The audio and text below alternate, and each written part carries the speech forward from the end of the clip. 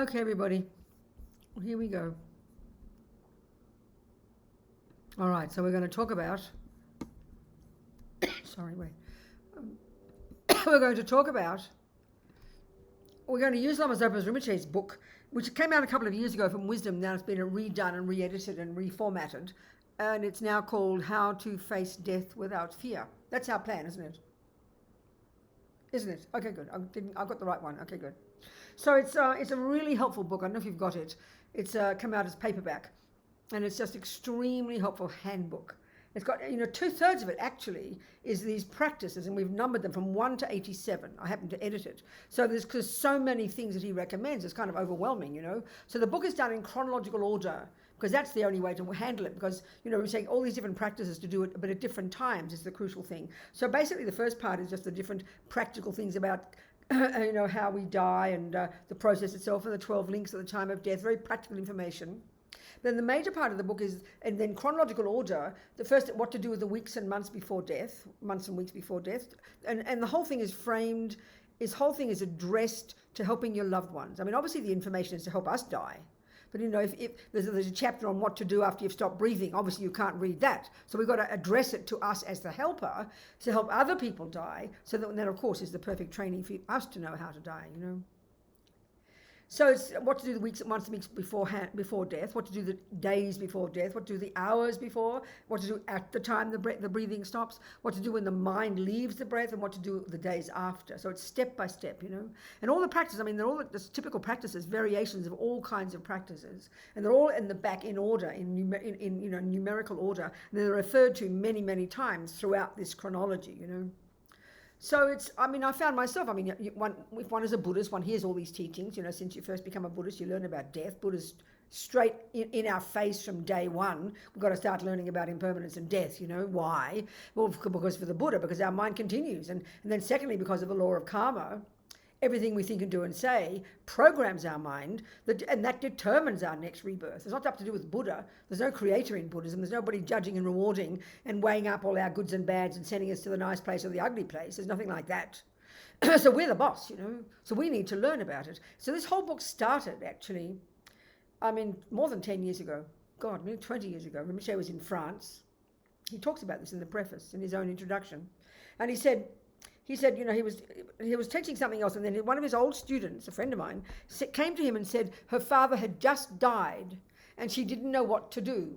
So he's kind of surprised because, she's a very old student, but this is typical for all of us. And she didn't know what to do because I think we don't like thinking about death. Even if we're good little Buddhists, we don't like thinking about death. And we've not gone through the practical process. We haven't really studied what happens at death. We haven't really studied how to help a person navigate this time, because everybody dies with fear. It's not uncommon. A friend of mine in California, like 30 years ago, told me, she was a hospice nurse, she said it's a given that most people die with fear, because we don't deal with it. We don't want to know about it.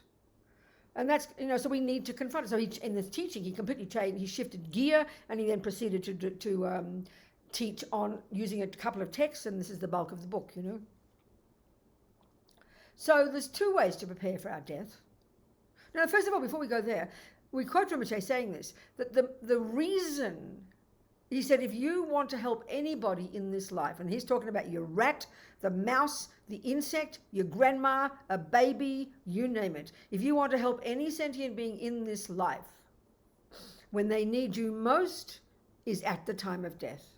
And the simple logical reason for a Buddhist, because it's completely contradictory to what we think. We think, oh, that's the least time. They're nearly dead, just drug them out of their brain and wait till they die, But no, from the Buddha's point of view, the logical reason that at the time of death is the most important time to help a person is because this life is finished. This life is a result of a past life. That's all gone. Now, this crucial period, which is the weeks and months before death, but particularly at the time of death, we'll be, we've only got a couple of hours, so we'll go into this pretty quickly. It's at the time when the death process starts. It's at a very specific time, and we'll discuss it, that the karmic seeds that we ourselves have planted in our mind from our past actions, the one that will be triggered, that will determine your next life. This occurs even before you stop breathing. And it's in that period, if you have to choose when to help your grandma, that's when she needs you most. Of course, it's ideal to prepare the whole time, the whole life for your death. But that is when she needs you most, because it's at that time that the karmic seed that will determine your next life, which is in your mind, will be triggered.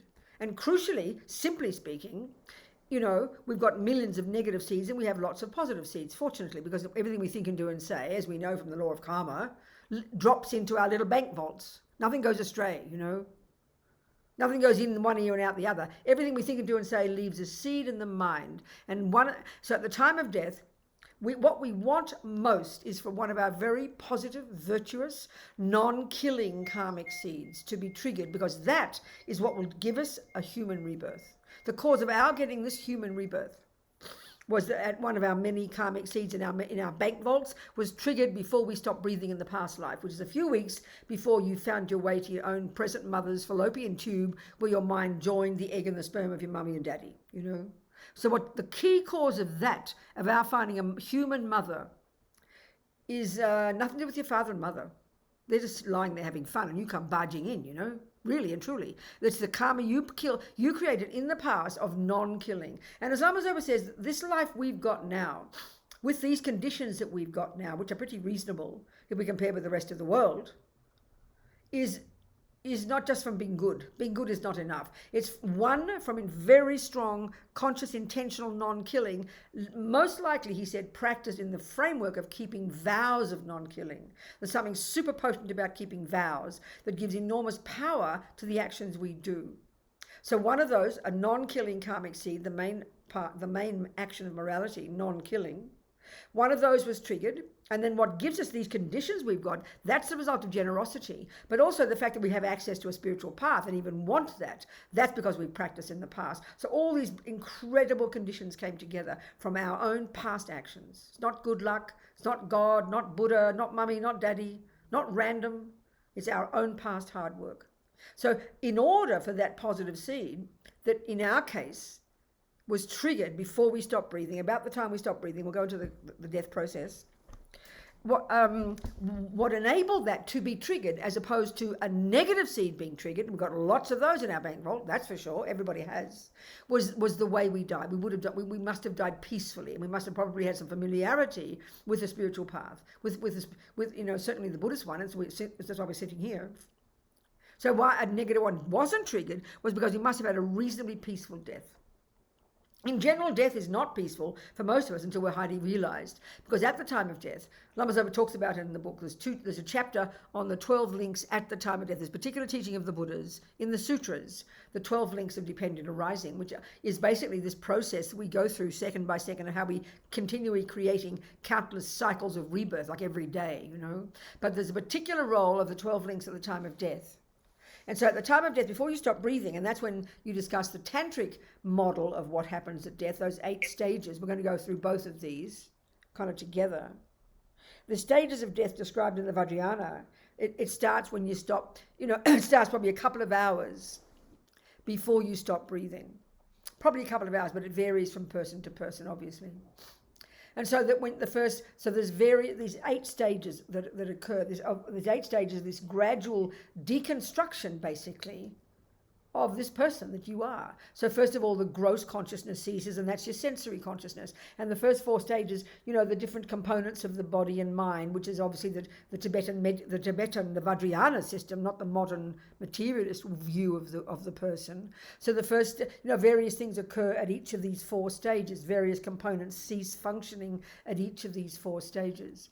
So by the 3rd stage, when you've still got your wits about you, your ear consciousness is starting to go, your eye consciousness is starting to go, but you've still got your wits about you. It's about this point that a very powerful grasping, an intense level of very powerful craving and grasping, which happen to be the 8th and 9th links, which occur every second of the day, but particularly at the time of death, this craving, which is another word for attachment, and then grasping, another word for attachment. And attachment, as we all know, is Lord Buddha's, explanation of why we suffer. It's a major cause of our suffering, this primordial, constantly grasping at something, clinging to something, needing something, anticipating something, possessing something, looking forward to something, holding on to something. All of this is the function of attachment, and it's primordially deep in all of us, So this kicks in really powerfully, Lama Zopa says, at the time of death.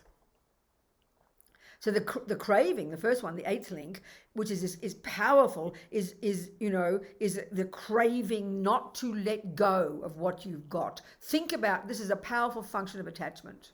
So if you think about, one of the functions of attachment is always to anticipate something.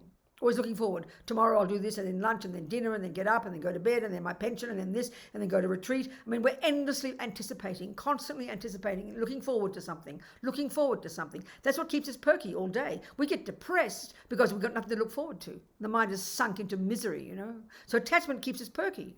It's a delusion. It's always fantasizing about the future. But another function of attachment is to hold on to what you've got, fearful of losing it. And this is the power of attachment at the time of death. I mean, we've died countless lifetimes, but of course we all forget it.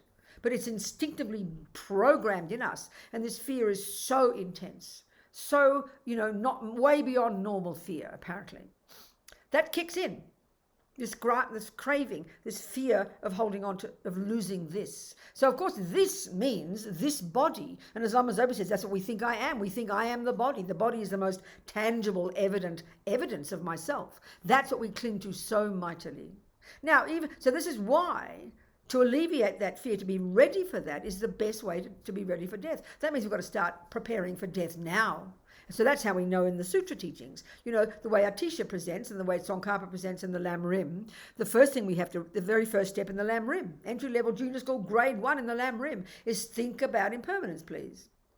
So Buddha has extensive teachings in Buddhism about this philosophical view, this view of the universe, that things come into existence in dependence upon causes, and whatever depends upon causes will change moment by moment, and then whatever depends upon causes at the gross level will die, lamps break, relationships end, computers stop, cups fall over, people die. So a teacher could easily have got us to think about impermanence. Subtle impermanence is very fascinating in Buddhist teachings. It actually can be confused for emptiness. But a teacher's agenda here, and of course his text is the basis of Tsongkhapa's Lam Rim. The agenda is to give us a wake-up call. To think this precious life, we first thought about the preciousness of this life, as a teacher gets us to do, and then but this life will end at any moment. We will die. I mean, subtle impermanence is very fascinating. You have to meditate on it at a subtle level, and it's kind of be very interesting, but it's not very powerful for us. But whereas even impermanence of your relationships, impermanence of your computers, that's kind of intense. But the one that really gets us between the eyeballs, of course, is the impermanence of me, this package, So that's a teacher's agenda, to give us a wake-up call, to think about impermanence, but to give us the wake-up call to not waste this precious life. Because so there's 3 points we have to meditate on, 3 points we have to think about. And this is how we should be living our lives, The first point is that death is definite, folks. We'll go, yeah, all right, we know that, mate. Give us something more, talk about something more exciting, like emptiness, please. Yeah, we know that death is definite. But Buddha says, no way we know death is definite. We know it intellectually. Nobody would admit nobody would admit they're not going to die. Nobody would admit to thinking you won't die. Of course not.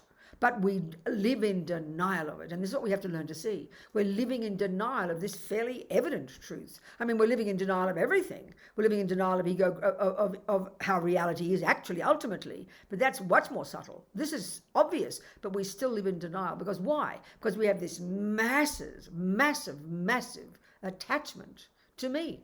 Attachment to this, attachment to that. And the function of attachment is I don't want to let go of it. I don't want to not have it. So that blinds us to then thinking and projecting onto things that somehow we're impermanent. I mean, we know we're not. We look in the mirror, you can see you're not permanent. We can see we're heading towards death, but we don't want to think of it this way. It's so primordial, and this is our culture, So the first thing to think about is death is definite. How do you think about that? Well, you observe it outside in front of you. You don't have to close your eyes to think about it. Look at the world. Whoever comes into being will die. And then you see it from the outside. It doesn't get us yet, but if you say that'll happen to me.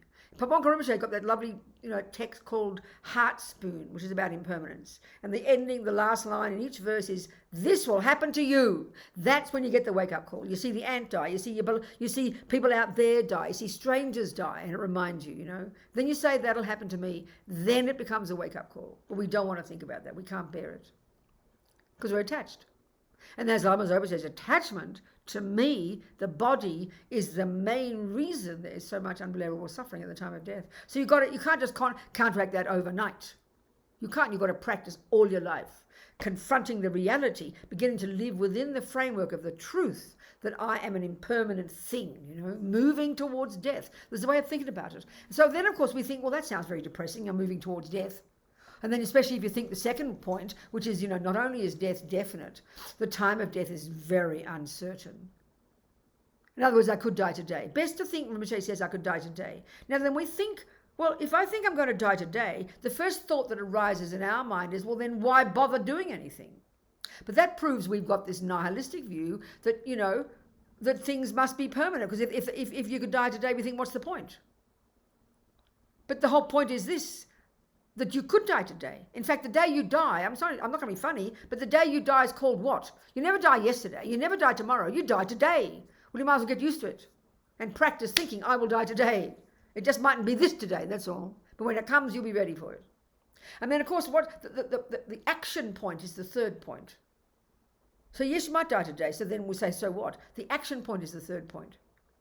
That at the time of death, which is the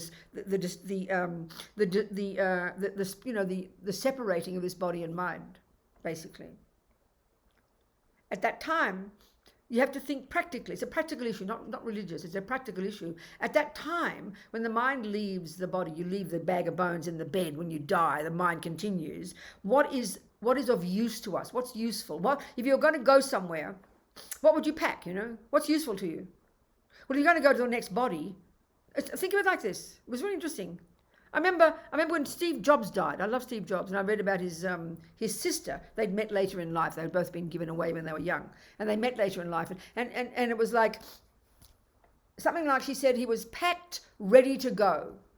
I think it's very powerful. In other words, I know from reading his stuff that he wrote and talks he gave 3 or 4 years before he died. He had some liver cancer, so he was totally in touch with it. He was totally in touch with death and impermanence, and all his talks were clearly in that framework. He wasn't living in La La Land. He was coming to terms with the reality of death. And I did hear, actually, I read one of his daughter's memoirs, daughter from his previous marriage, and in San Francisco there's this Brazilian Lama. He's been recognized as a Rinpoche by Lati Rinpoche, and he's a friend of mine. Satu, I can't think of his name. He's a friend of mine.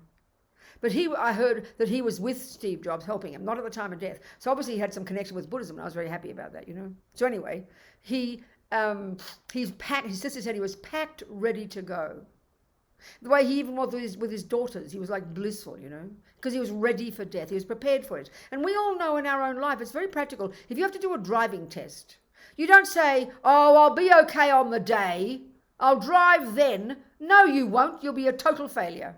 You've got to prepare. It's sort of obvious, but we don't like to think this way. That's why Rinpoche was shocked when this woman, she's a friend of mine, a nun, she didn't know what to do. She panicked, because we can't bear to think about it.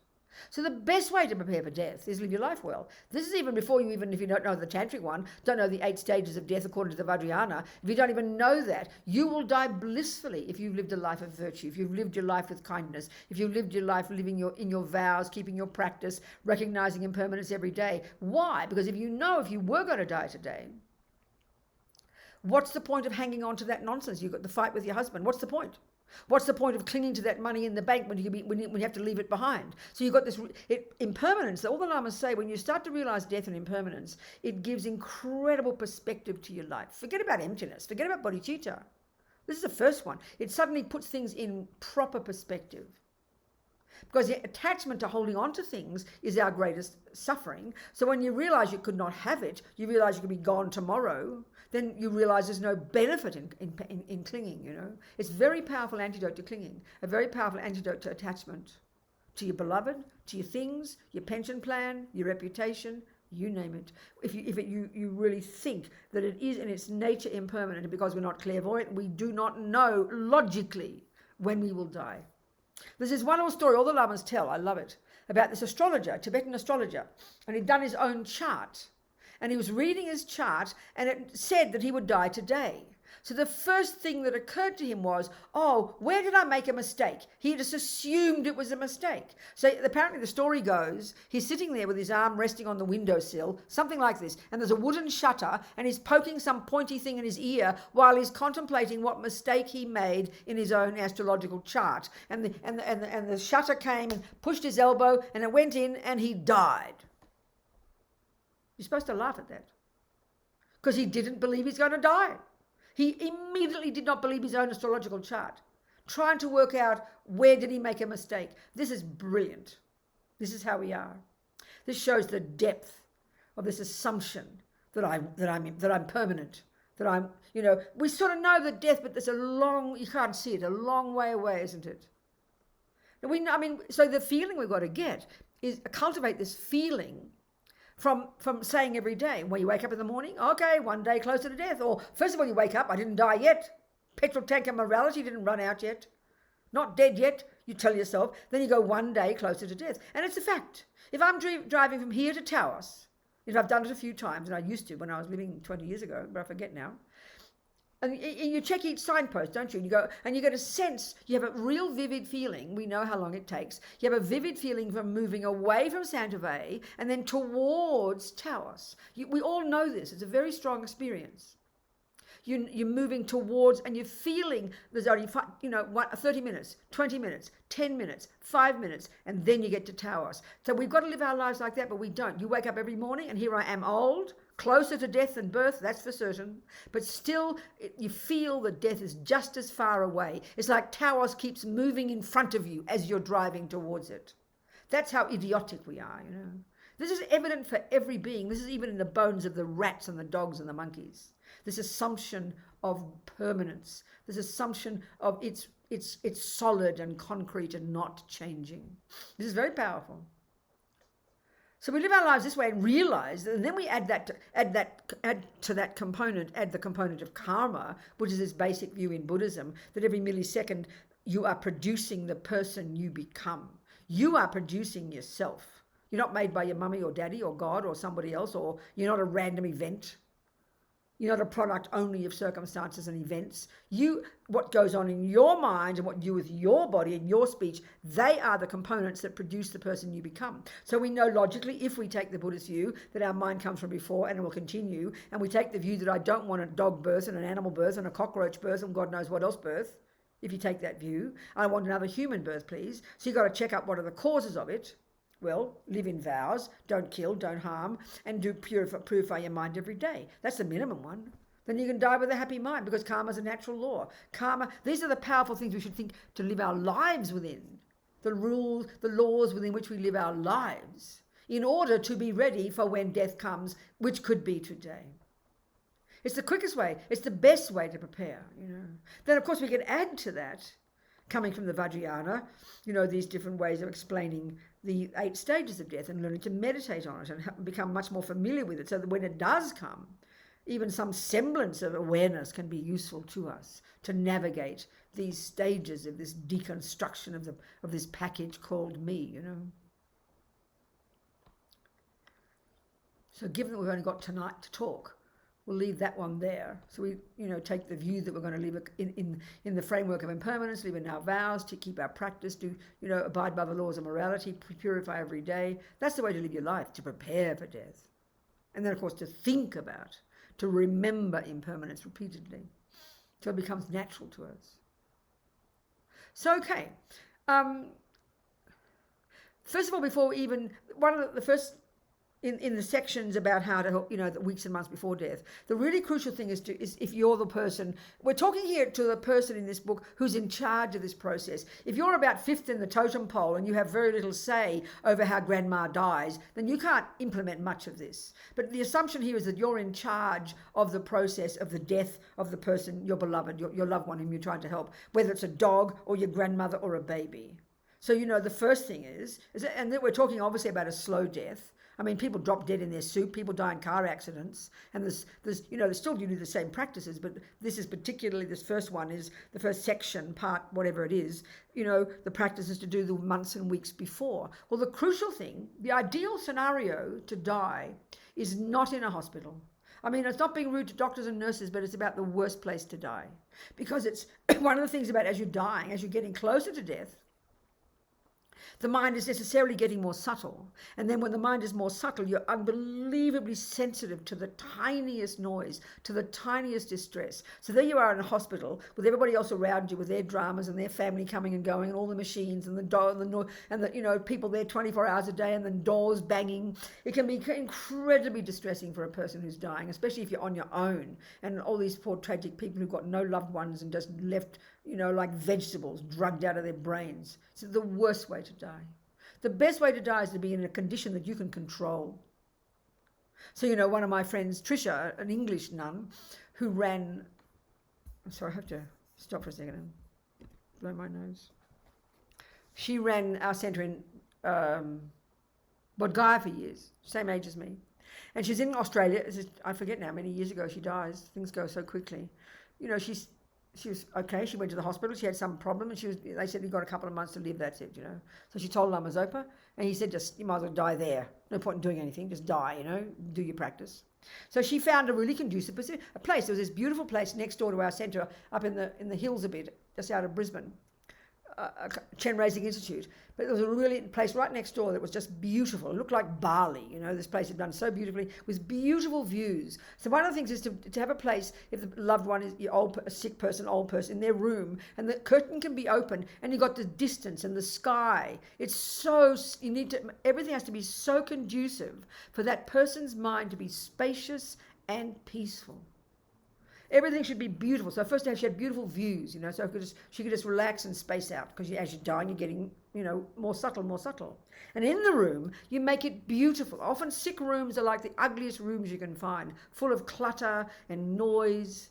It's like the worst, You've got to be everything in that room should be for the benefit of the dying person, because many of the practices in the very first section Rinpoche recommends are related to the different senses, things to see, things to hear, things to taste, things to touch, because the senses are really kind of sensitive at this point.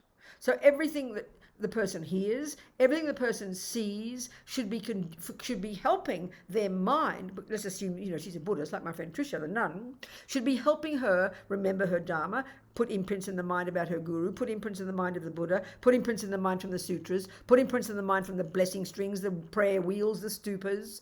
This is like the perfect, scenario for a Buddhist. And it can also be for a non-Buddhist. It can certainly be for your pussycat and your mouse. Put a stupa around, play mantras all the time. You couldn't wish for better for your little doggy woggy or your pussy, or the mouse for that matter. Don't go off to the vet and get it killed, which is what we tend to do.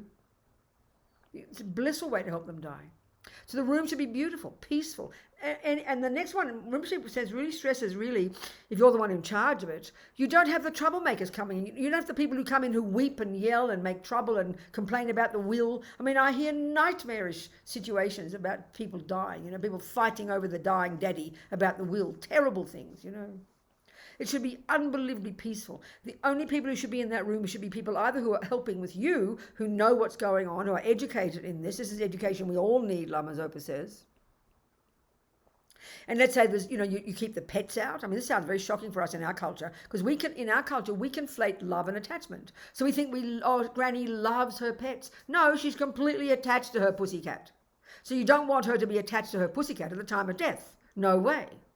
And anyway, and also you keep the pets out, you keep the troublemakers out, you really organize it nicely. You don't become like a policeman, but you make it so that everything that goes on is for the benefit of the dying person, especially even if they're unconscious. In our culture, we think if a person's unconscious, they can't hear. Do not believe it.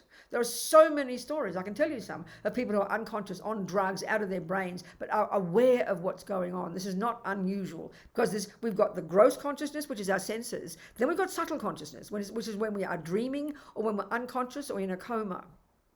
You can still be aware very vividly sometimes. So you've got to be so aware of this, Whatever goes on in that room, the sound should be prayers and mantras. It shouldn't be gossip and rubbish and stuff. It should only be for benefit of the person who's in the bed. This is so important to think, which is not how we tend to think. We think if grandma's unconscious, we think it doesn't matter, So completely the opposite. I mean, I remember a friend of mine in Sydney who was in the ICU, and she was deeply unconscious. They didn't think she'd come out, And she was close to some of the lamas, like Sakya Trinzen and Songsai Khyentse Rinpoche. And I knew this, and so when she was in the hospital, I went to visit every night. and I'd ask the students of these lamas to pray for her, pray for Judy. So I did different prayers and things. And so every now and again I'd whisper in her ear loudly, Judy, Tsongsar Khyentse Rinpoche is praying for you. Judy, His Holiness Sakya Trinzen is praying for you. And anyway, she came out of a coma weeks later. She was all perky and happy. And she said to me the only thing she remembered from those weeks in a coma was this husky voice. She didn't know it was me. And she thought I was a blue lady coming through the window saying exactly those words. Judy, Tsongsar Khyentse Rinpoche is praying for you. Judy, His Holiness Sakya Trinzen is praying for you. I hear there's so many stories like this, you know. That's your subtle mind. And your ear, and you can be conscious at that level. And this is really crucial too when we talk about what happens after you've died, after you've died, after the breath has stopped, and in the different scenarios, what to do if your loved one dies at home, what to do if your loved one dies in hospital, what to do if your loved one gives their organs. This is a particularly important one. We'll discuss that. It's ridiculous. You have to cover this whole thing in 2 hours. I've got to talk even quicker. We might have to continue it next year or something. Hopefully you don't die. So anyway, the weeks and months before, so there's all kinds of section on what to make the room beautiful, to make the helpers really, conscious and aware, to make it best for the person. Then there's different things to touch, like touch prayer wheels, stupas, have mantras written on the body of, written and put on the body of a person. We Catholics used to have these things. We had, any Catholics there, we have scapulars, didn't we? Scapulars. That's right, Mary. You put a scapula on, we had prayers inside. Similar things with Tibetan Buddhists. And Rinpoche is a great fan of all these things, He'd have you wearing blessing strings, wearing scapulars, touching sutras, touching stupas, touching prayer wheels, hearing your guru's words. He'd be having you bombarded by the Dharma, Anyway, okay, so then there's all the parts, and all these practices are in the book. And it's a bit overwhelming initially. And that's why I think my friend said she didn't know what to do, because Rinpoche gives so much advice. But in the end, he said, if you want to choose one practice, one mantra, medicine Buddha, you can't go wrong, medicine Buddha. But the more, depending on the person, what their practice is, you can do particular ones. You have to find out what the person does and what they like, Then there's a section on while they can still talk, what to talk about. Well, this is something that's always very stressful for people, because if the grandma hasn't admitted she's dying, or doesn't want to die, or lives in denial of dying, or whatever, you don't know how to talk, and we're all very nervous. We're nervous around dying people, But you've got to be confident and loving and kind and real, so one of the things to do, of course, depending on the person, let's say it was your grandma, let's say that she was a Catholic, but she never went to mass much, and she probably hasn't thought about God for a long time. You don't give her lectures about God, but you might talk to her about God. God loves you, Granny, her mind at the moment is spaced out. She can't have these conscious thoughts, but just to hear that God loves me, she'll be blissed out. She'll suddenly have something to grab onto, which is very skillful. Or you tell her about how heaven is beautiful. Because this is an interesting point that Lama Zopa said. At the time of death, because, you do not want to let go, because most people have no idea where they're going, because they don't know. I mean, if you're a materialist, the only place you think you're going to go is to fall into a black hole, and nobody wants to fall into a black hole of oblivion. So it's very scary. If you're a very devoted Christian, then you will look forward to heaven, and that's very skillful. As I said, that's how you use your attachment. So, you've got attachment, like a little kid who's holding a sweetie, holding a candy in this hand and will not let go. So how you trick them is give them a candy in this hand so they forget this one and drop it. That's what we have to do. We've got to be skillful. So instead of telling your grandma to let go all the time, you tell her how wonderful heaven is. You tell her how wonderful God loves her. She will start to look forward to heaven, and her mind will calm down. She'll be able to let go of this one. That's using attachment, as Rinpoche said. It's very skillful. The same with a Buddhist. If you're looking forward to a new human rebirth, you can look forward to that, so you can relax your mind instead of being fearful and letting go of this one. It's very skillful means. So you talk about, for a Buddhist, you talk about if the teacher, you talk about Lama Zopa, you listen to teachings, you listen to mantras. Rinpoche's got so many mantras in this book. It took me weeks and weeks and weeks to cobble them all together, So complicated. You read sutras, there's so many things you can do. Because basically, for the person, let's say they're a Buddhist, whatever they see, hear, touch, it should help put karmic imprints in their mind to help them be peaceful and virtuous. That's the bottom line, peaceful and virtuous. That's it. That's the purpose. So, of course, in the materialist world, we don't think that way because we think the thing is to keep them alive, to give them drugs, to keep them to be, we think peaceful means give them drugs. And I'm not saying that can't be good, but there's a big interesting point there because we tend to say, oh, look, you've given her the drugs. Oh, look at grandma, she's so peaceful because she's unconscious. But, you could be fast asleep next to your husband one night and you look very peaceful and you can wake up and tell him you had this terrible nightmare. See, that's your subtle consciousness, and that's what the coma mind is, the subtle consciousness. So you can medicate physical pain. You cannot medicate mental anguish because you'll just have nightmarish comas. It doesn't make you peaceful because your body looks peaceful. And that's because the Buddha's got a very different view of the mind, So to be aware of this, it's really crucial that the person to try and find the way to navigate between unconscious and conscious. So that means to be able to, to manage the drugs. Often in the old people's homes and the hospitals, there's just people are overwhelmed with hard work, so the best just to have them drugged out of their brain.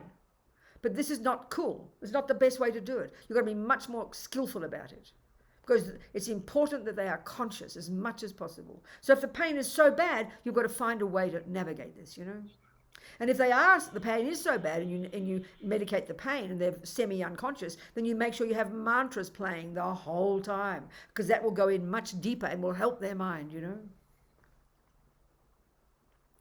What to think about, when the person's able to be talking, lots of things. And one of the crucial things to talk about when they're still conscious is we never think of our own good qualities, do we? So certainly granny and mum, aren't thinking about their own good qualities. When you're worried, they live their lives worrying about not being a good enough mother, not being a good enough wife, all the jobs they didn't do, they live in guilt. So they're constantly worried, and here you are dying, you're even more worried.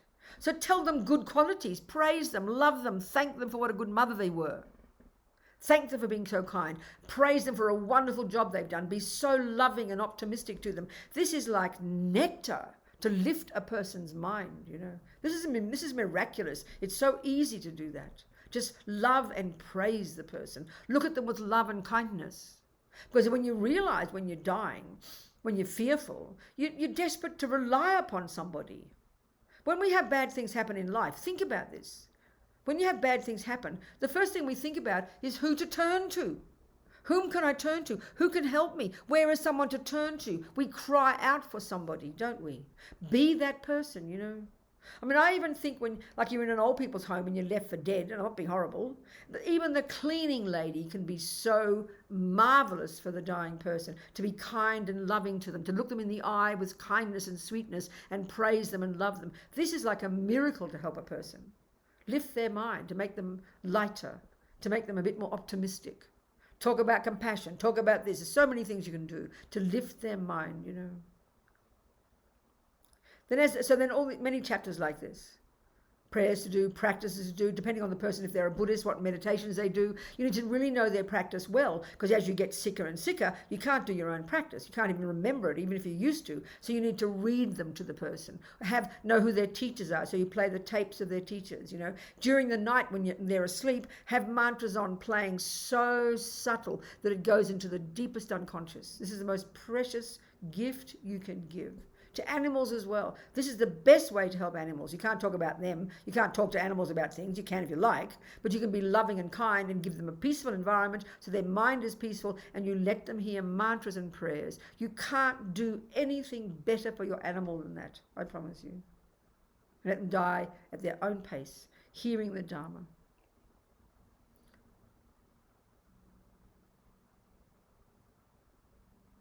So we better keep going. We'll have some questions later. Okay, so what to think about, what to touch. There's different things you do, special blessed pills you can give them, mantras to put on their body, prayer wheels, stupas to touch, prayer strings, prayers to hear, meditations. There's a whole chapter on what meditations to do. You can guide them in meditations, on lovely meditations, lovely, very sweet, guide them, mantras to hear, teachings to hear, videos, all these things. Imprints in the mind, by seeing and hearing and touching. So as the time gets closer to death,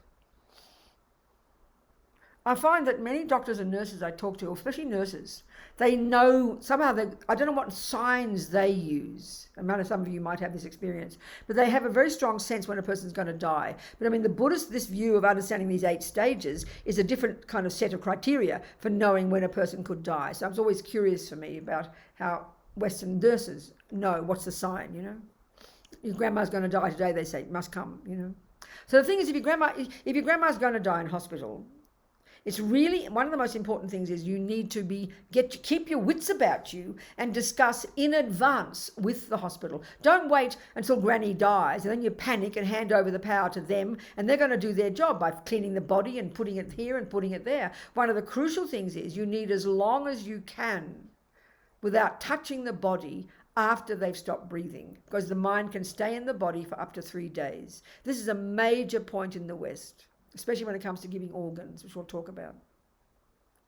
Because, you know, the gross mind, that ceases when you've stopped breathing, but because we only posit that in our culture, then we think the person's dead.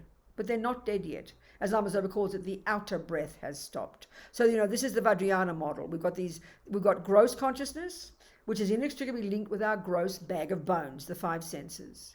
Then we've got subtle consciousness, which is, you know, and this subtle physical energy. This is how they talk in the Tibetan medical system. It's similar to the Chinese, similar to the Ayurvedic, and similar to how we used to talk 1,000 years ago, probably, or 800 years ago in the West. So you've got this subtle physical energy, there's 72,000 subtle channels coursing through your body like a subtle nervous system. And coursing through those channels are all these different wind energies. This is the basis of all health, according to the Tibetan medical system, similar to the Chinese. All these different prana, these different kinds of wind energies, all related to your health. And what's fascinating in this system, the Vajrayana, the subtle states of mind, all our mental states are going through all these channels linked to their own wind energies. So you can go to your Tibetan doctor, she'll feel your pulses, and she'll feel the imbalance of certain winds, and she knows immediately that's the wind energy connected to your attachment, and that's why you're having panic attacks, anxiety. You know, so she'll give you herbal medicine that'll calm down those winds, which in turn will impact upon your attachment mind that is connected to those winds. And it's very subtle, this connection between the wind energies, which is physical, subtle physical, and our different states of mind, you know. So the gross mind and gross body cease at the time when the breath stops. Then you've got your subtle consciousness, which, when, you know, but that's equivalent to your dreaming. In other words, these 8 stages are exactly the same stages we go through when we go to sleep. The difference is death is just more radical. You know, your breath doesn't stop when you go unconscious, but it's more quiet, doesn't it? So then your subtle consciousness is now manifesting, and that's when you have dreams. That's your subtle consciousness, these weird experiences we have. Well, that's the same level as the coma, and that's the same level as when you stop breathing and you're technically dead, but your subtle mind is still there. And that can be up to 3 days before it leaves the body. And because it could disturb the person if you start moving them around and cutting out their organs and everything before they've died, it's really quite difficult, which we'll discuss in a minute. So the best scenario is why being at home is the best scenario, where you can navigate the whole thing and let your grandmother be there for 3 days. This is very typical in the monasteries. So when people die, Buddhists, you let the person stay there and you rotate, coming in and out, saying prayers and mantras. And you leave them, and the place is like a shrine room, totally quiet, totally peaceful, and you leave the body be. And then there are ways of checking whether the mind has left. And after the 3 days, it's pretty certain, they say, that it usually leaves before 3 days, you know. But that's a difficulty in the hospital. Maximum, you have a half an hour if you're lucky. But if your loved one is dying in hospital or in a nursing home, okay, if you've got enough funds and you can rent a private room, then fine, lock the door. I mean, a friend of mine in Melbourne, when her husband died, she shooed out the doctors and nurses and locked the door, and she stayed there for 3 days with him. I mean, she was paying the rent. It was okay, you know. If you can do that at home, it's perfect. So hospital, you let the doctors and nurses know, and I've found in hospitals when I go to visit people who have been dying or dead, they're very kind, they're very happy to accommodate, especially these days. So you tell them you mustn't, you know, so let's say your grandma's in hospital and you've gone home for the night, and you let them know on night duty, if she does die, do not touch her, call me immediately. So you go there, you know, and don't touch as long as you can. And if you're there when Granny does die, when she stops breathing, don't rush in and get the doctors and nurses, no. take as much opportunity as you can to do prayers and practice, and the particular ones are all there in the book to do for your loved one, for Granny, and leave her as long as you can. When Lama Yeshe passed away, Lama Zopa talks about it in the book, in Los Angeles, in a hospital there. He said they were very kind. The Lama stopped breathing at dawn, and then they took him very gently on the gurney to a spare room, and the hospital allowed Lama Zopa and many students to be there all day with Lama Yeshe doing practices for him. He was, or not for him, but for themselves, on the gurney. Then they took his body. And then, but these yogis, one of the scenarios, what to do if your loved one is a yogi, the best way to help your loved one when they're dead is lock the door and let they know what they're doing. Mind your own business. Keep out of their way. They can meditate at the subtlest level. That's what they need most. And many lamas, Lama Zopa did it for 5 days. Lama Yeshe, after he passed away, even when his body was driven right down in Northern California to Southern California, other way around, he was meditation the whole time in a subtle level. It looked like he's dead, but then the body doesn't rot when that happens. It stays all warm and flexible, That's how it was for Lama Yeshe.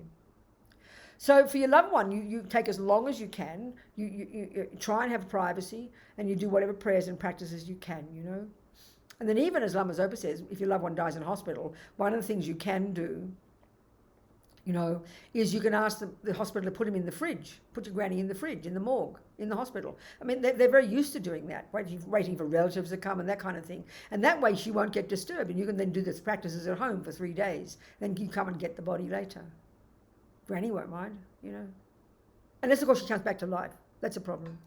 I'm going to talk about this when I talk about giving the organs. So there's these different scenarios, what to do once your breath has stopped. But the death process is the one I want to go through now, actually what happens according to these 8 stages, okay? So the first level is the gross consciousness ceases. And so there's 4 stages here. And various things occur at each of those 4 stages. And this is all related to the components of a person according to the Buddhist view, So we've got the 5 aggregates, we've got the senses, we've got the 4 elements. So the very first of the first stages, excuse me, I'm running out of voice. The eye consciousness ceases to function. This happens every time you go to sleep. And when you're really tired and you're talking to a friend and you're sitting up, but you're really tired, you can hardly keep your eyes open, can you? We know this experience because everything is beginning to absorb inwards. Your body feels like lead. That's because the earth element is ceasing. The eyes are kind of glazing over and you can't see much. Your eyes are open still, but you can hardly see anything. We have that experience. All of these energies are sinking inwards, ceasing to function. Then also I'll keep it simple, there's also a particular capacity of the mind. They call it these different kinds of wisdoms. All they mean is the different ways the mind functions. So this first one that ceases to function is the ability to hold a lot of information in your mind all at once. We all know you can't do that. And then your eye conscious goes, the earth element ceases, your body becomes heavy. And then they label these 8 stages in terms of a certain subtle vision that occurs every time we go to sleep, every time we die, but which we're not conscious of, but the yogis are conscious of. So this one is called the vision of the mirage. So the mirage is like there's a subtle vision that the yogis can see. So that it's like an interplay between, it's like a mirage, meaning there's a subtle vision of like a mirage, meaning an interplay of earth and water, isn't it? That's how it appears, isn't it? So that occurs. And the next stage is your water element begins to dry up. Your ability to distinguish between pleasure, pain, and indifference begins to cease. Your ear consciousness starts to go. So it's about this point that this other, from the sutra teachings, the 12 links, that this craving and grasping kick in very powerfully. And this is what causes fear. So it's at this point when the grasping kicks in, which is even stronger than the craving. The grasping literally is the trigger for the karmic seed, which is in the 12 links, the number 2 link. The grasping is the number 9 link. The number 2 link, it triggers the karmic seed that will be the one to kind of pop out of your bank vault like the ATM card, it'll pop up. That'll be the seed that determines your next life. And even though the grasping is always there, but if you're used to this and if you've practiced throughout your life and you're hearing the guru's name, or you're hearing the mantras, and your loved one is helping you navigate this, fear will be there, but it won't be so frantic. And then what that will do, that will trigger a virtuous karmic seed. And that's what happened in our case.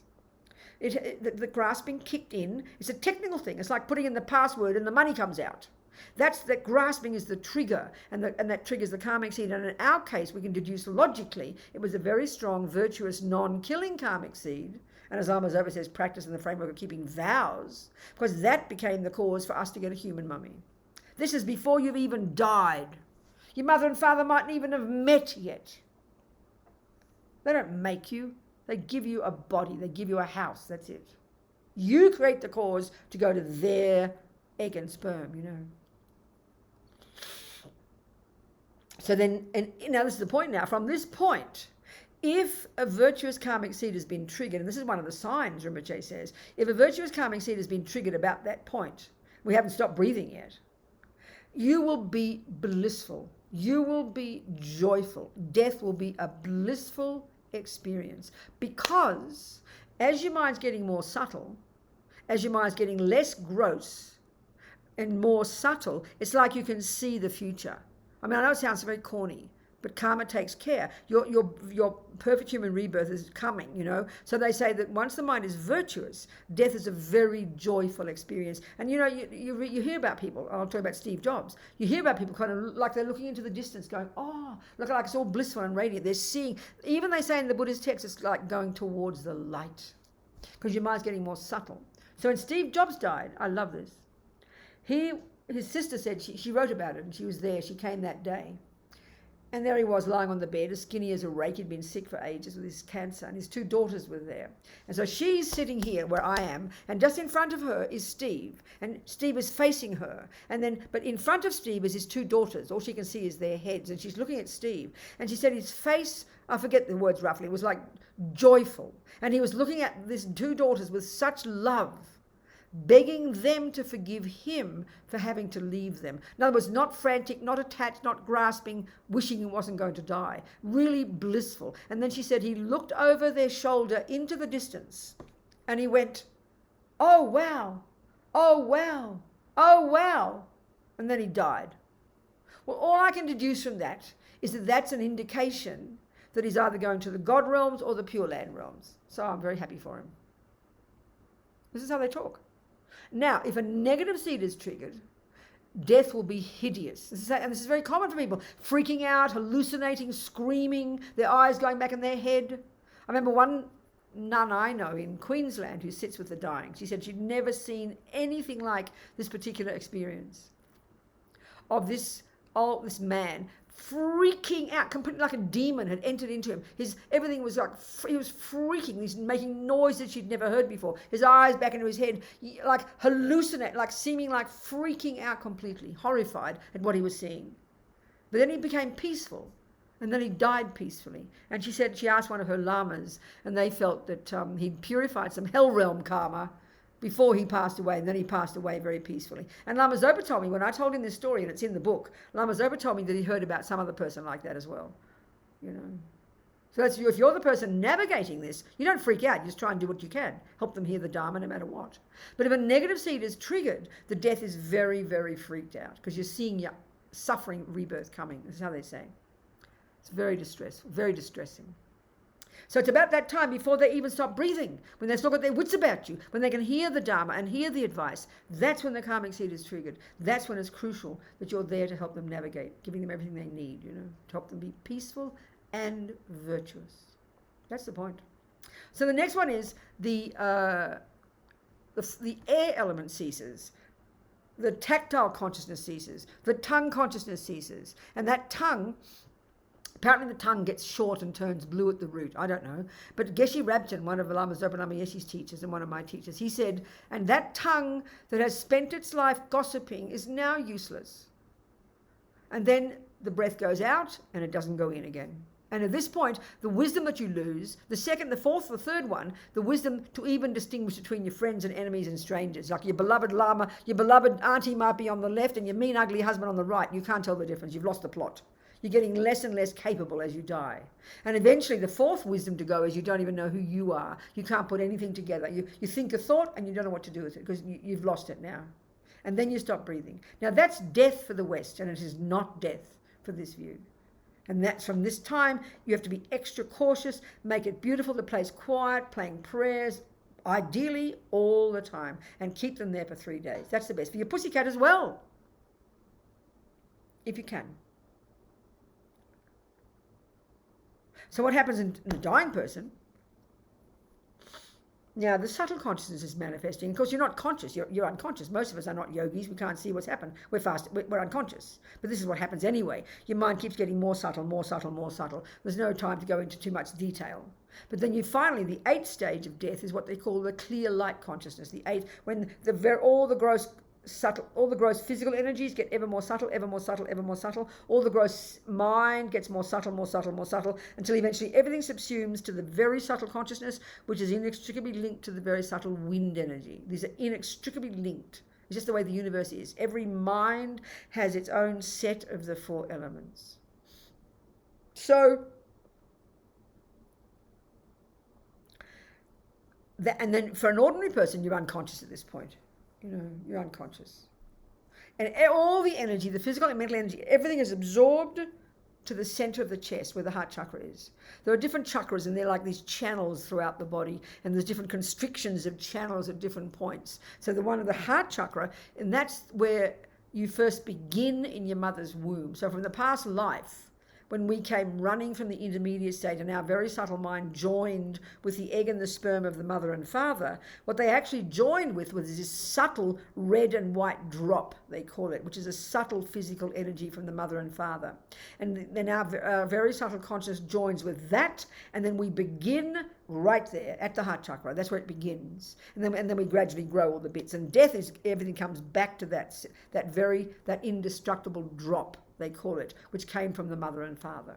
And when that indestructible drop opens, then your very subtle consciousness leaves. And from that second, you now are finished. Robina is gone. You now go the reverse 8 stages, and then you wake up in like this dream state, which is called the intermediate state. But Robina's over. Even if you can see your body, Lama Zopa says, there's no recognition. The karma is finished.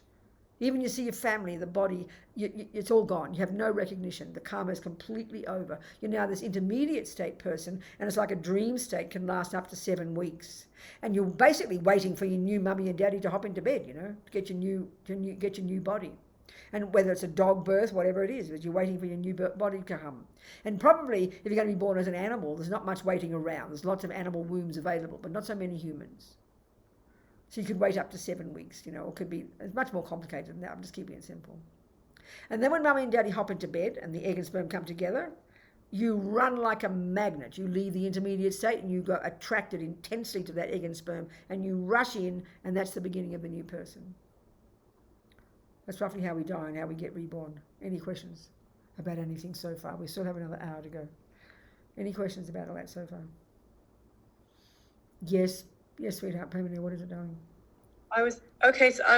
So I just wonder, from a Buddhist perspective, what is that then when someone has died and then people feel like they get communication from those people? That's a very interesting point. It's a very, very, very common experience, isn't it? All I can do is tell you what I know from the Buddhist view. I can't tell you from experience. I can only give you the Buddhist understanding, and then we have to try and see if that makes any sense, So there's different kinds of rebirths, okay?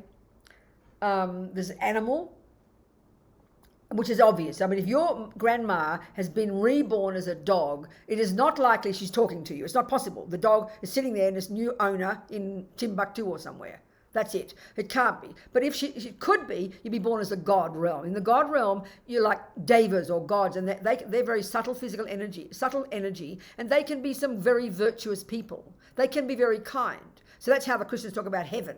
You understand? They won't look like your grandma. We think they look like your grandma, but it could be the reincarnation of your grandma or your father, let's say, as a god. And they can be like useful. The devas can be quite helpful. They're not enlightened beings, but they can be quite helpful. They could be. So it's a possibility. It's a god. But that you're talking to, or is somebody, I mean, it could be the possibility that. The other one is it could be a spirit, which is not cool. Spirits are really suffering, really unhappy, really deluded beings who can be, some of them, very powerful and can be very misleading. So those who tell you that you're Mozart, and the more Mozart's coming to tell you, and that kind of thing. It's just spirits, very manipulative, very harmful, and it could be, it's possible, it could be your mother, but it's surprising that she would know who you are. So that's one example. Another, I mean, if it's a hell being, forget it. They're so intensely suffering, there wouldn't be any possibility of hanging around a hell being.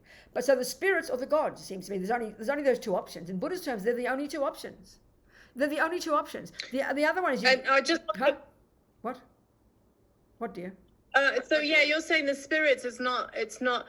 So I'm just trying to make sense of some of the experiences that I've heard about. I understand, me too, darling. That's why I'm answering you. I can only give you the Buddhist explanation. I can't tell you their experience. Yeah, no, I'm just wondering about the spirits. You were saying that's not a good thing. No, and spirits usually are really heavy, super suffering beings. Super, super, super suffering. Some are less so, some are more so, some are more harmful, some are more powerful, some are very, like many people who hear voices, that's spirits interfering with you, harming you terribly. But to say that, I mean, I know exactly what you're talking about. I've heard so many stories, but I'm just trying to give you the Buddhist view. You've only got so many options. You've got the God realms, you've got the humans, you've got the animals, you've got the spirits, and you have the hell beings. That's samsara, honey. You've got the beings in the formless realm. They're too busy in subtle concentration to bother coming around to people. So it's a possibility even in maybe the intermediate state beings. It's a possibility it could be them. I just don't know. I can't tell you. All I can do is give you the Buddhist explanation and see if it fits, if you can fit the experience into that. I can't tell you anymore. But the commonest one would be spirits. No, I the don't. common one will be spirits, and they're usually very harmful, manipulative, and misleading. All the ones, many people who say they're channeling different people, they're just spirits manipulating you. This is what the Buddhists would say. Okay. I don't know. That's all I can tell you is that. Yeah, I don't know if there's a real good answer either way because. No, I'm giving you the answer from the Buddhist point of view, darling. I'm telling you the Buddhist explanation. I understand that. All I can do is that. Yeah, I understand that. I'm just trying to, because, I'm trying to put together from the death, like the moment of death, and I'm understanding, Well, give me an example of tell me an example. Well, Well, okay, so a friend of mine's son shot himself in the head about 2 months ago, and she's had communications with him, and they're all wonderful communications. But I'm wondering if he shot himself on the head, that's not a positive. That's a fearful death. That's a fearful, horrible death. That's all I'm trying. Yeah, that's all we can do is use the Buddhist view and explain what it could be like. It's likely he's born in the hell realms. It's likely he's born in the spirit realms, and if it is in the spirit realms, they're usually intensely suffering people. They're so freaked out. They're so distressed, the spirits. So if it is anybody, it could be a god, or it could be a spirit who are harmful, misleading. I mean, there's all kinds of these beings. There's so many kinds, So yeah, So this is the commonest experience I've heard as well. So common. Yeah. I mean, a person who'd say that they're Mozart and they help you play piano like Mozart. I mean, Mozart probably be reborn 27 times since he died, in different human bodies somewhere. So it's spirits manipulating. They can be super manipulating and super harmful and super misleading. That's the way I've heard. There are some spirits who can cause earthquakes. Some spirits who can so powerful with the weather, for example. I mean, there's so many kinds. I don't begin to know. So complex. All right. Thank you. Yeah. Okay, darling. I know that kind of story. I've heard it so often myself. I can't explain. What else, people? No questions. Yes, Sarah, darling. Unmute, sweetheart. Unmute, darling. Yes.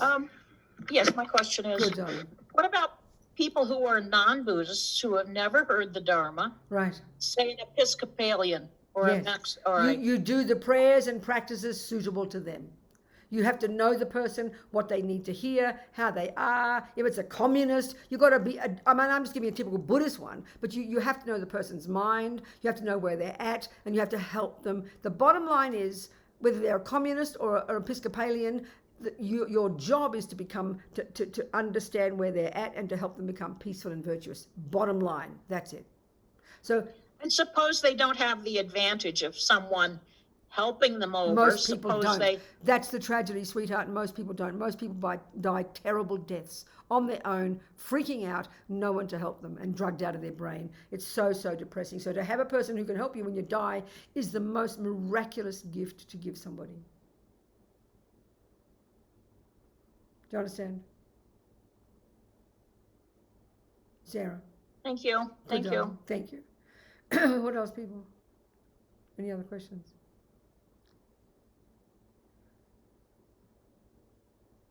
Okay. Well, I have another question. You're darling good. Suppose this person who is helping you die, does it matter whether it's a loved one or a person who perhaps you don't know that well, but just has good intentions? I understand. I mean, I think in the end, you think about it, Sarah, if you're the person who's in bed sick even, you're going to recognize a person who comes up to you immediately, who's kind to you. And if it could be the cleaning lady, that she might be the most precious help for you than anybody you know. Maybe your daughter's rejected you, nobody else's, people are mean, but if you get, and we know when we're sick, there's one person, we can hold on to that person. If that person can help you, amazing. Best, of course, to be a person who knows you well and knows what you need. That's the best. But some people don't have the luxury of that. That's why if you do work in hospitals and you do, you can be so kind and helpful just randomly to different people to give them some love and affection and help their mind be a bit quiet, if a person is immediately kind to you, you'll recognize it straight away. You won't care whether you know them. If they're kind to you, you'll hold on to that. It'll be beneficial for you, won't it? It's best, of course, to have a beloved friend whom you adore, Of course it's the best. And that person needs to know you well and know what you need. Do you understand? You need to tell them what you need. Yes, thank you. Oh, good. Okay, that's very helpful. Thank you. So let's continue then. I have another question. Yes. Yes, question. Darling, go. I take things quite literally, and so that whole thing about touching the body. Yeah. I had Geshe-la with me once when one of my dogs died, and I really thought that you couldn't touch the body, but it turns out it's about disturbing the body, so that actually means like picking up and moving. Yeah, sure. But then you said that it's okay. But who told you that? Who told you that? I mean, just tell me more your experience from Geshe-la. What did Geshe-la say? Well, I told Geshe-la, he wasn't there because I did have my dog put down, but it was at home. And I, made sure the vet was going to touch the dog to say, once he'd put the dog down, like pet the dog. And I said, no, don't touch the dog. And I didn't realize I was taking it so literally, don't even touch the dog. And then when I told Geshe-la, he said, no, it's okay to touch the dog. Oh, he saw me like... Geshe-la's just kind of trying to relax you, that's all. The point is, it is literal, but you've got to understand you've got to understand the purpose behind it. It's not superstition. It's because, if a person's dying, like I said before,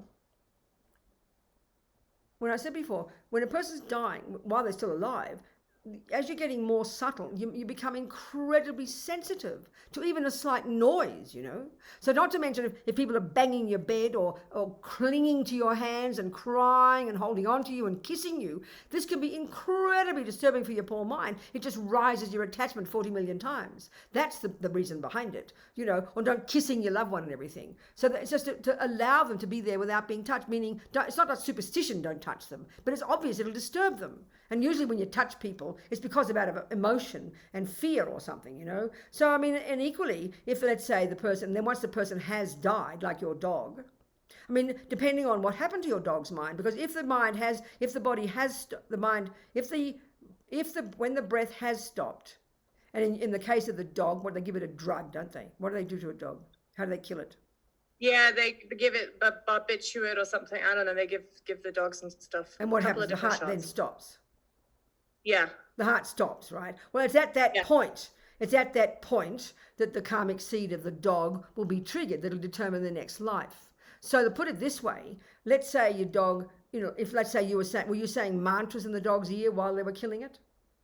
You were. Yeah. Okay, it was better than nothing. Yes. That's helpful. That could help. Hopefully that'll help your dog's mind. And if the Buddhas were there at the time and could help your dog's mind, then, and let's say the mind hasn't left the body yet, and then you're picking up the body and doing things with it, that could be very disturbing. It could suddenly change the karma for the dog. It could distress their mind. And I'm going to talk about now, this is exactly what happens if you cut out organs. That's a really dramatic touching of the body. So it's best not to touch the body because it can disturb the mind. So Geshe-la was just kind of trying to relax you, I think.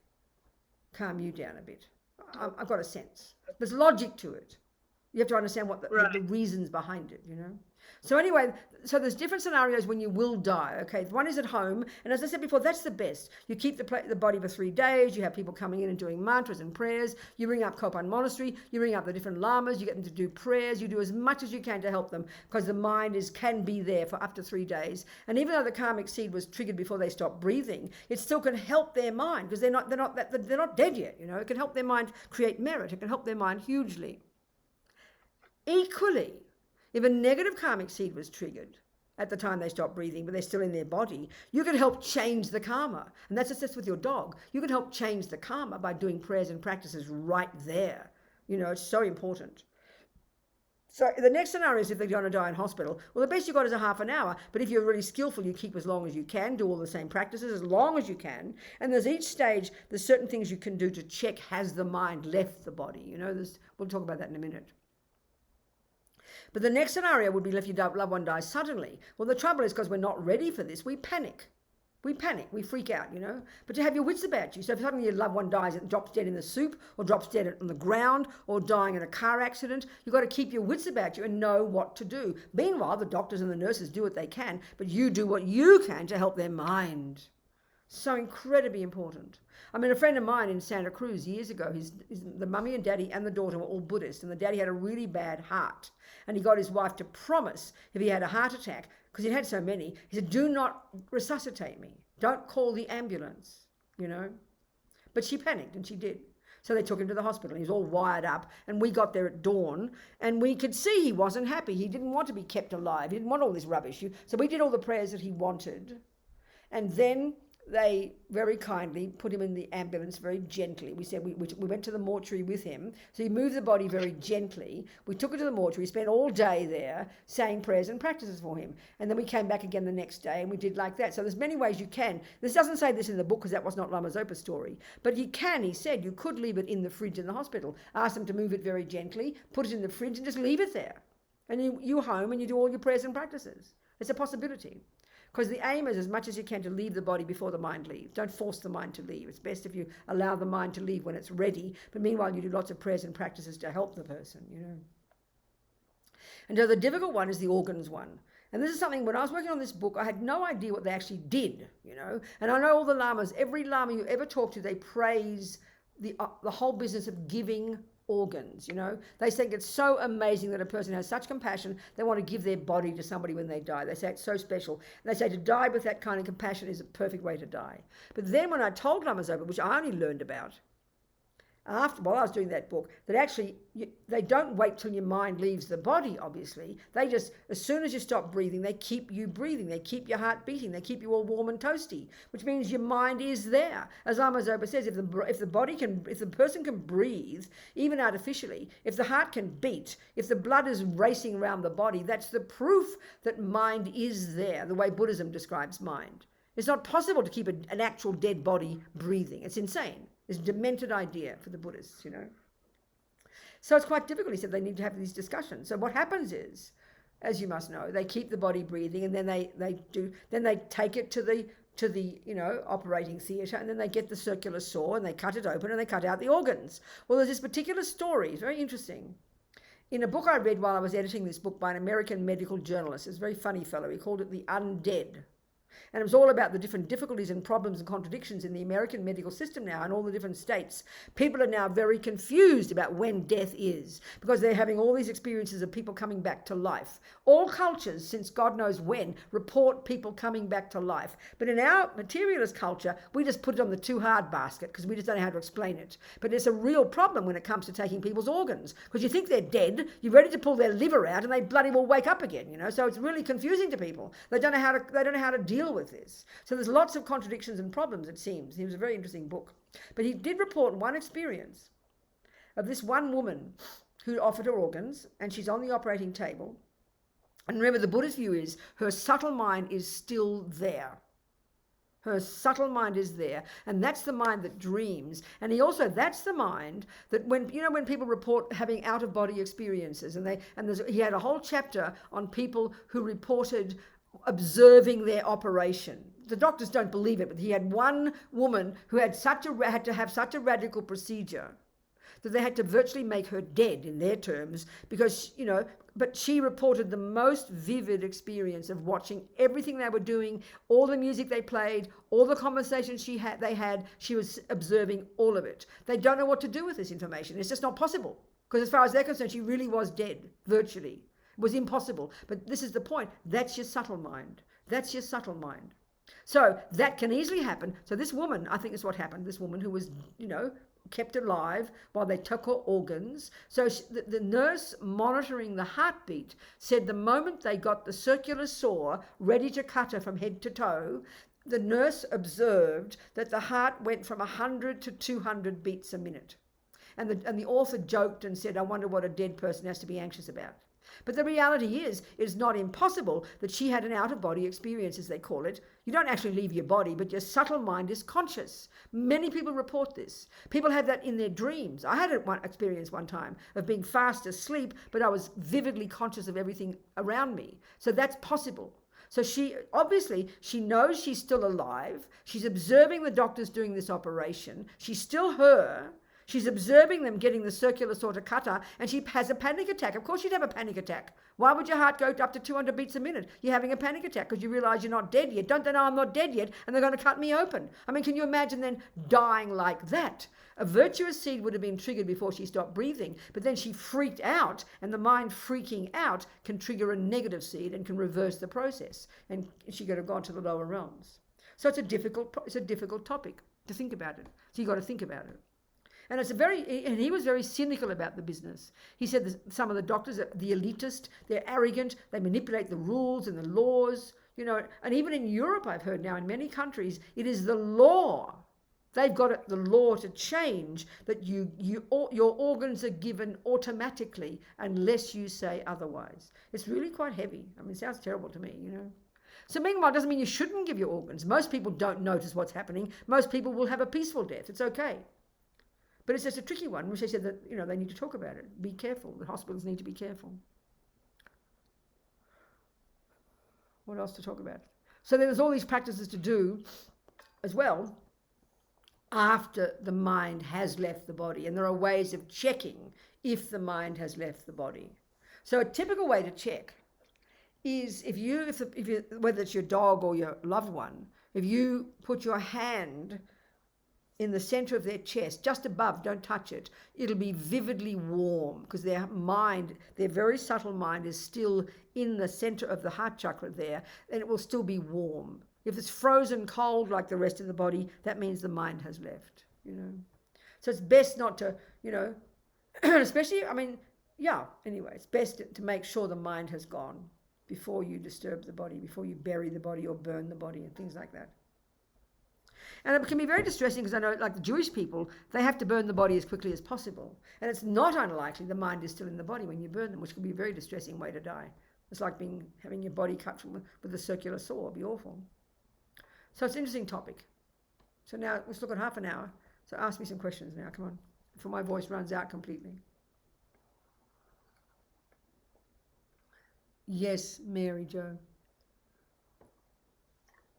Yes, sweetheart.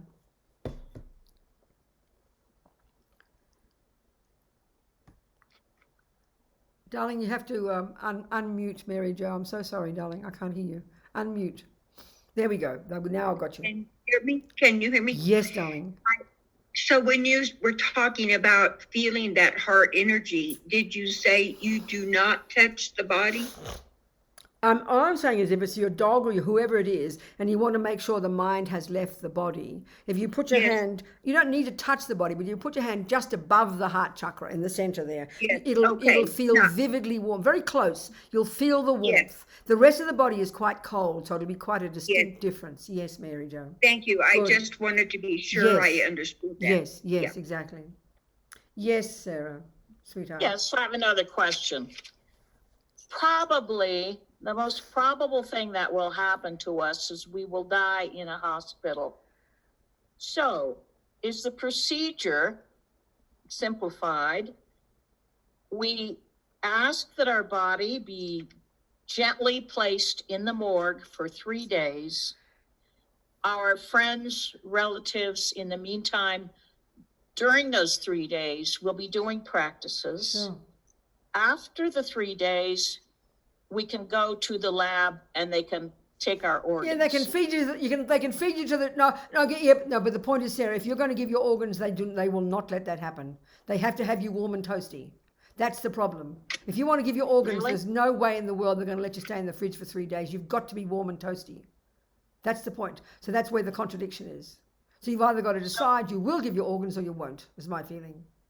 So if we give our organs, chances are our mind will still, the subtle mind will still be in the body. It's absolutely not surprising. It'll still be in the body. That's right. Exactly. And that could trigger. Now, it could be a problem. Now that could be a problem. This is the point. That woman was probably an exception. I bet.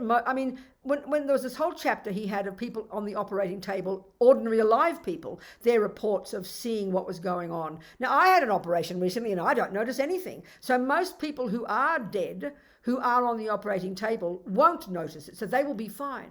So it will be mostly okay, but they're the circumstances in which it won't be okay because it'll disturb her mind. There are practices you can do later to try and reverse it, but that's just not cool. It's difficult to disturb the mind of the person. But as Lama Zopa says, even if they do cut your organs out and you're not conscious and everything's fine, even then, he said, it's still worth checking to see if the mind has left by putting your hand here, because it's even possible, he said, depending on the operation, depending on what organs they cut out, it's still possible your mind can still stay in the body undisturbed.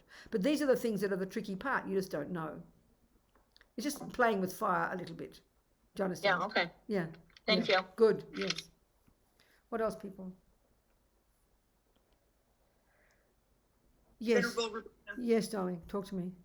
is there a benefit to being cremated over being buried? None at all. I mean, no. The Tibetan tradition is mostly you cremate. That's very typical Indian and Tibetan. You cremate. No, there's no difference. And then the second part to that is if you have a relative who wants to keep your ashes, does that in any way affect the person who is... Okay. Thank you. It's a really good point, darling. Then we haven't. The last part I have to talk about is all the practices you do after the person has been, after the mind has left the body and you've had the funeral. So the thing is, after the person's left, the mind is gone, and you're certain about that, and then you can do the funeral. There's lots of things you can even do before that. I mean, Lama Zopa quoted one of his lamas, Ksitigarbha Rinpoche, up in Kham, in Amdo or somewhere in Tibet. What they would do is they'd wrap the body in long rolls of mantras, blessing the body, and they'd burn the body like that, or they wouldn't bury mostly. They'd burn. So then, but then you'd get the ashes. But if you're going to bury the body, you make sure you keep back some nails or some hair. And then those ashes, a little bit of ashes, and the hair, and there's a really important practice, Rinpoche says is so important.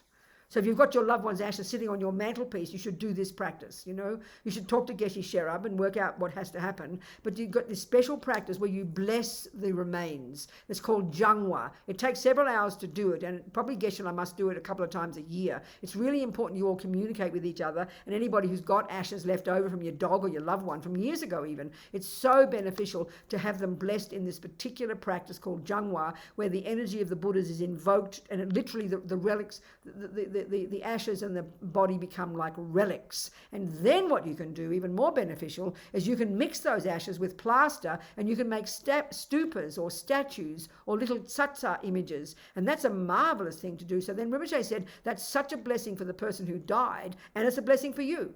But just to go to the go to the cemetery and put flowers on the coffin where your dead body of your loved one is, he said that's not benefit to them or you. But if you bless the ashes or bless the remains, and that's really so special, such powerful practice and such powerful purification. It's one of the practices he really recommends, and it's in the book, of course. It's not the practice itself, it's not, it's quite long, but Keshe Shera would surely do that, or you can organize it between you, to have it done at a monastery somewhere.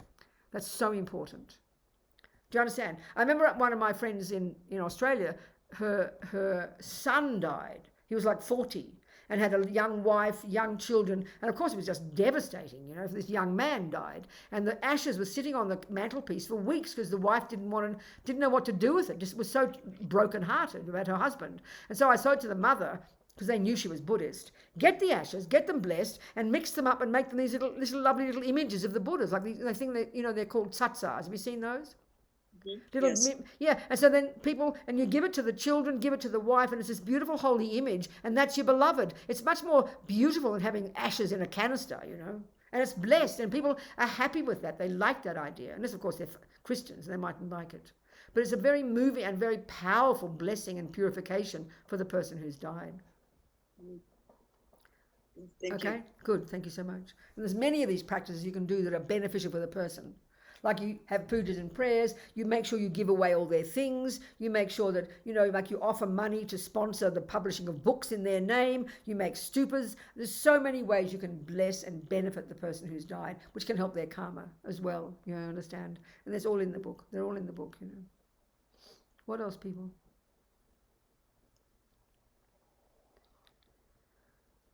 Nothing. Well, we're finished. I'm surprised. Hour and a half. It's gone. It took 4 days to do it in Sechen Ling, took the Dobi Ling. What else? What else, people? No questions. Hello, Venerable Robina. Who's that? Sorry. Payment, go. Go ahead. Talk to me. Who's talking? This is Dawn. Hello, Dawn. Good, darling. Talk to me. Okay, so my question is, like with my stepmom, she died a few years ago, and I was very fortunate to be with her for some days before and then during. So back to like the karma of the relationships in our lives, like as she has transitioned, do her and my karma, like based on the relationship that we had in this lifetime, like is it possible to then in the next lifetimes be with this person karmically? Or Sweetheart, the only reason you meet anybody is because you've met them before. So of course you're going to bump into each other again, but she might become your dog or your boyfriend, so you can't recognize. Or she might become your enemy, because we've got lots of karmic relationships from many different lifetimes. And you know yourself, in one lifetime, you could have your beloved for the first year and then your worst enemy for the second. So you've got these different karmic connections with different people. So in particular life, one was, a person you adore. But next life, who knows who they'll be? Of course you've got karma. You only meet people you've got a karmic connection with, darling. It's not possible otherwise. It's the karmic connection. It's the history we create with each other that causes us to meet again. And it is the main cause of the quality of that relationship. so if I have a loving relationship with my stepmom, then it's likely when you meet again, it'll be very virtuous, and as long as there's not much attachment, yeah. and then if I had But you also might have other lives from 57 lives ago when you were the worst enemy. You don't know which one's going to ripen. okay, Because we've got all of them. We've been enemies and friends with everybody at some point or other. But of course, it's the history that we have with each other that is what causes the relationship we have now. So you could argue the way you had a loving relationship with her, that was the fruit of your past virtue, collective virtue from the past. But if you continued that, then it's likely, again, yes, it'll continue. That's the whole point. That's why we have to fix our relationships up now before we die. Our part of it anyway. Then you'll make sure it's virtuous next time. Absolutely. Do you understand? yes, and then I was going to say also, my late husband, he, after he passed, I had many dreams with him. I didn't really see that it was like us connecting, but it was like us, it was me working out with him through my dreams, things that were unfinished at the time of his death, like issues that we were working on in our friendship and our relationship. So I saw those dreams more as like that's your mind working your stuff out. Right. It wasn't like he wasn't there, most likely. No, you just, what we see in our dreams is just karmic appearances of our own stuff. It's possible to actually see beings in dreams sometimes, but mostly the people who appear in our dreams are just coming from our own mind. So you were just sorting out your own stuff, weren't you? Yes, that's what it felt like. That's right. Now, I distinctly, though, I had a dream 3 weeks before he died, where he died in the dream. Uh-huh. So what's the question? It felt so real. Well, that's because okay, what happens is why we see things in dreams is because our dream mind is more subtle. And it's that level of mind that can have clairvoyant experiences. The subtle mind is unobscured by the grosser level of conceptuality in the senses, so it's more subtle, more powerful. That's why people often have clairvoyant experiences in their dreams. See the past, see the future. That's not uncommon. That's your subtle mind, and our subtle mind is capable of that because it's less gross. Yeah, in that dream I was holding his head and telling him that everyone loved him, his. Yeah, but that's you again. That's not him. That's you. That's all about you. That's all about. That's about you. Mm-hmm. That's about you. Okay, you're talking about you here. That's fine. And it felt real that he was going to die. Okay, that's what I said. In that dream. Yeah, you said that. You told me that. Yes, that's right. Yeah. It can happen in dreams. Yeah. Anyways, it's fascinating. That's all. Yeah, it's true. So, it is, darling. Any other questions? No. No more for you. Okay, anybody else got any questions? Yes, Sarah. No. No questions. Okay. Yes, I do have Good, questions. darling.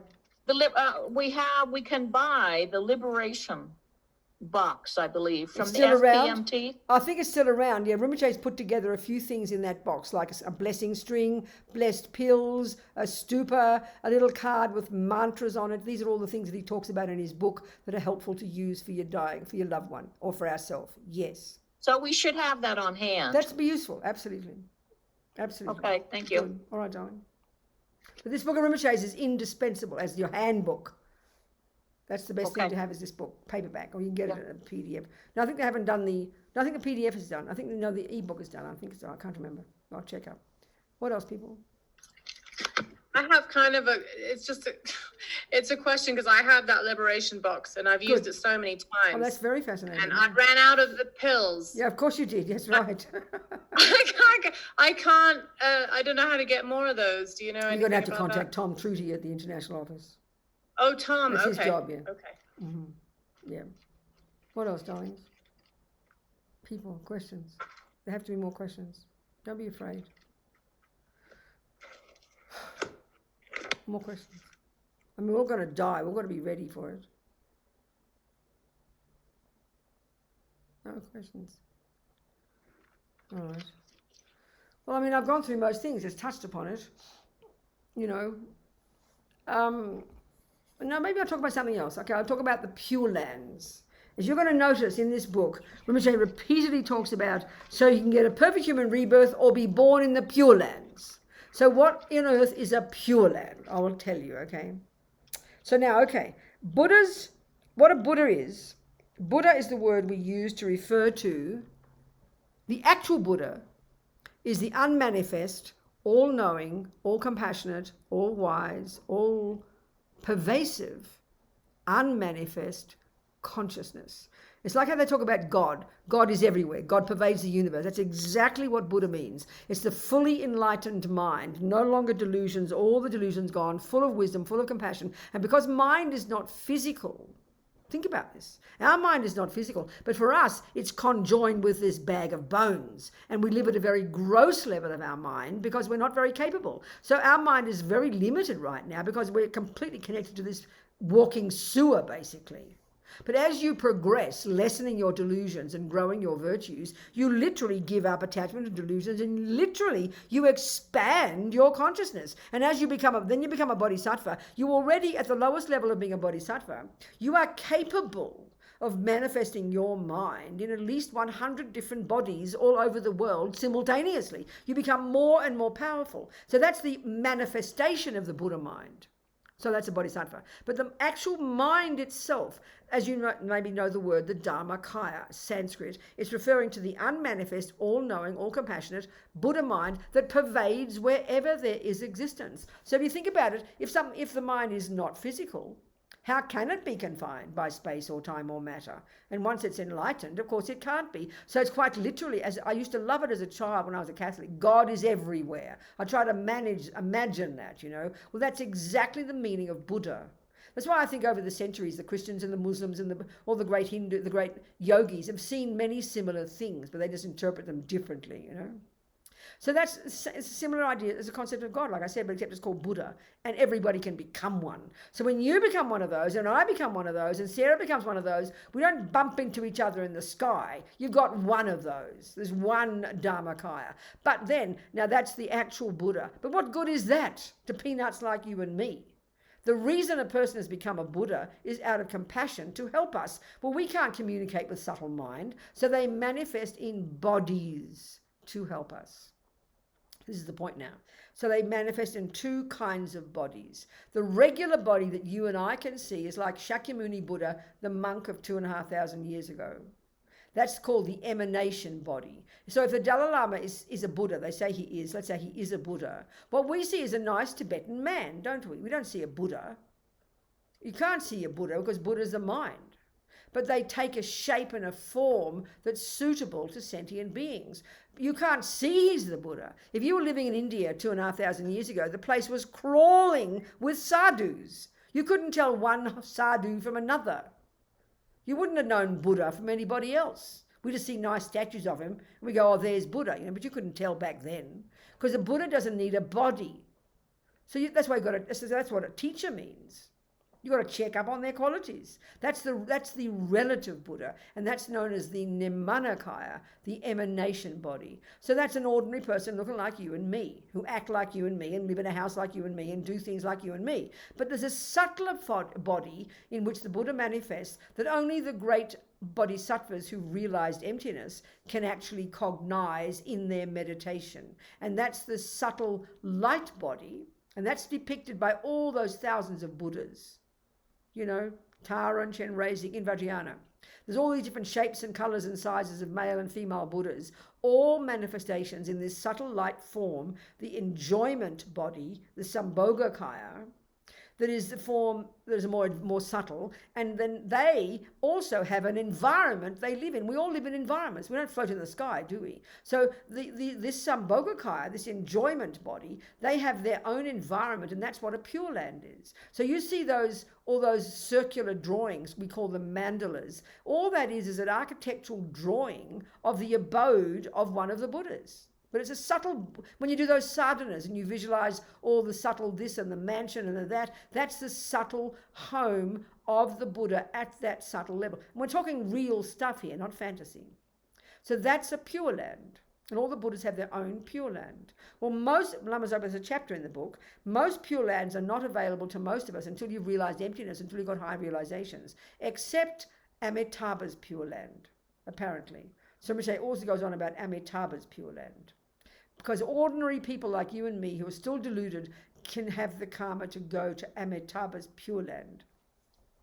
So Pure Land means you'd also have a subtle like body. You don't have a bag of bones and have to go to the toilet and eat food and everything like that. You don't have to do any of that because your mind, your subtle physical energy manifests as subtle light. So you're in this blissful environment where everything is the Dharma, everything is the Buddhas, 24 hours a day. So the only reason to go to Amitabha's Pure Land is so you can get enlightened quickly and then come back to the human realm and help people. So Rinpoche goes on and on about all the time to pray, to want to go to Amitabha's Pure Land. So since reading this book and editing it, I'm now a fan of going to Amitabha's Pure Land. So when I go to sleep, I turn on my iPad and I recite I'm reciting on my iPad in my voice the prayer by Tsongkhapa of going to Amitabha's Pure Land. Then I alternate with the King of Prayers. So both of those prayers, they say guaranteed if you do those every day, you'll go straight to a Pure Land when you die. So that's my plan now. I've decided. I've booked an aeroplane to Amitabha's Pure Land. If I miss that, I'll get a human one. And if I miss that, I'm in big trouble. Because what I also realized doing this book, we all know we like karma, we're Buddhists, oh yeah, karma, blah, blah, blah. But we all cross our fingers, a bit like when we were Christians, and hope that Lama Zopa sees we're a good girl and he'll take care of me. That's ridiculous. You're your own boss. So you've got to decide where you want to get born. You've got to make it, and then once you decide where you're going to get born, like I've got to decide I'm going to go to Taos. But I don't just go there, oh, may I go to Taos? I've got to get a car and get the way to get there. Well, the same with Pure Land. I've got to want to go there first, but then I've got to work out what are the causes. Well, really good morality, keeping my vows and doing lots of practices and wanting to go there and thinking about it. That's one of the main causes. And the only reason to go is to get enlightened quickly, so then you can help others. So I'm a fan now. I'm going to go to Amitabha's Pure Land. That's my plan. Okay, you people? See you there. I have a question. Yes. Can you just quickly, before I ask the question, well, it's in the book. I'll look it in the book. Never mind, just ask it. Good for everybody. Well, you were saying if you do Tsongkhapa's, what is it, a prayer? It's there's two Tsongkhapa's things prayer. in there. One is a description of the Pure Land, and then another one is a prayer to go there, and like an aspiration. It's quite like 10 minutes. It takes about 10 minutes to recite it. It's in the book, yeah. Okay. Good. Okay. Good. Okay. And so Amitabha is the Nirmanakaya. Is the Pure Land, are the ones that go to the Pure Land, they're Nirmanakaya, or are they Sambhogakaya? Amitabha is a Sambhogakaya form of Amitabha. So they kind of use their names. They use their names interchangeably. Yeah. So it seems like the Nirmanakaya, I don't understand properly, because, Amitabha, there are the five, what we call the five Dhyani Buddhas, the five Buddha families, and they all look like they're in the aspect of the Nirmanakaya, which is the same as Shakyamuni Buddha. And then all the Buddhas in Tantra are underneath them in those families. They're all connected to those. But it seems like Amitabha is this Sambhogakaya aspect of Amitabha. Each of the Buddhas has both aspects. Yeah, that's confusing to me. So the Sambhogakaya is the beautiful with all the jewel.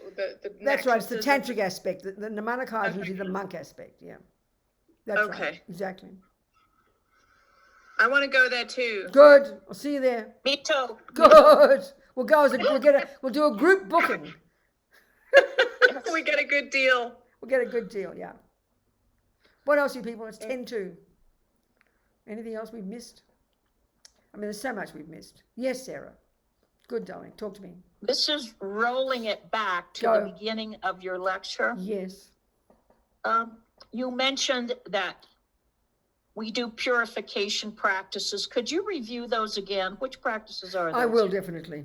The very first level of practice, like junior school, entry level, grade 1, the essence of the first scope of practice, the first scope, or I like to call it junior school, is abide by the laws of karma. This is all about controlling our body and speech for our benefit so that we don't create negative karma and don't create suffering in the future. So the very first level of practice is to, Lama Zopa says, the most immediate urgent level of practice is to stop killing, stop lying, stop stealing, stop harming sentient beings, because harming sentient beings are the heaviest of the negative actions. Do you understand? So that's the first level of practice. But then your next level, you've got to take care of all the seeds you've already planted in countless past lives and put atomic bombs under them before they ripen as your suffering. That's purification, Sarah. And that's the four opponent powers. This, Lama Zopa says, we are insane. We'll go through it. Now we have 6 minutes left, 7 minutes. We are insane, he says, not to do this practice every day.